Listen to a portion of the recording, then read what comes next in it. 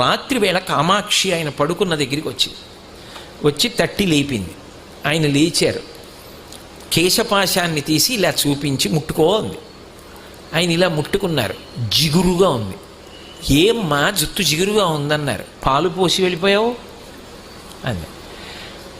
అమ్మా నీ గుడి పునర్నిర్మాణం చేయాలని తాపత్రయపడ్డానమ్మా అన్నారు. ఏమయ్యా గుడి పునర్నిర్మాణం చేయడానికి నువ్వు సంపాదించాలా? నన్ను అడిగితే నేను ఇవ్వను.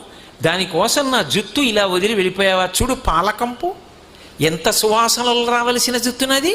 వెనక్కి వచ్చి అభిషేకం చెయ్యండి. రాత్రికి రాత్రి ఆయన బ్రిటిష్ ప్రభుత్వం వారిని అడిగారు తలుపులు తీయమని. తీశారు. వాళ్ళు గౌరవం కొద్ది, వాళ్ళకి ఆ గౌరవం ఉండేది. తలుపులు తీస్తే వారు గబగబా వచ్చి కంచిలో అమ్మవారికి మళ్ళీ అభిషేకం పూర్తి చేశారు. ఆ తర్వాత ఎక్కడి నుంచి వచ్చిందో కాసుల వర్షం పడిపోయింది. ఆ దేవాలయం అంతా పునర్నిర్మాణం చేశారు.